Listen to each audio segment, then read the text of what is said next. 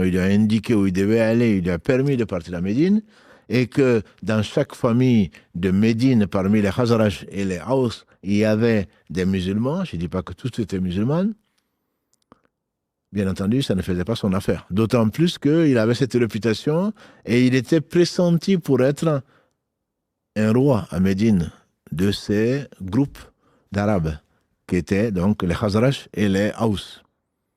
Mais la venue du prophète sallam et la venue des gens de la Mecque à Médine a faussé complètement son plan. Allah l'avait décrété, bien sûr, mais pour lui, le moment était venu pour qu'il soit roi de Yathrib. Et voilà qu'un homme vient, prétend la prophétie, et pour venir casser son fonds de commerce, qui est le polythéisme, la noblesse supposée, la richesse, des critères qui n'ont rien à voir avec la réalité. Un homme qui vient, qui prétend être prophète, donc il a persisté dans le polythéisme.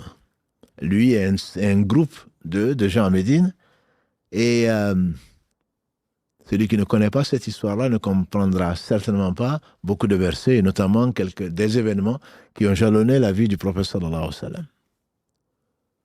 Ils sont donc restés, lui et d'autres, sont restés polythéistes, espérant bien entendu que l'affaire va échouer, n'y croyant pas du tout. Ils n'étaient pas les seuls. Et voilà qu'en année 2 de l'Hégire, Allah subhanahu wa ta'ala a inspiré son prophète alayhi salatu salam, avec 313, comme le disent les historiens, pour aller récupérer une caravane. Finalement, ça va tourner à une guerre, donc la bataille de Badr, où les anges ont participé, et Allah n'a pas besoin d'anges. Et donc finalement,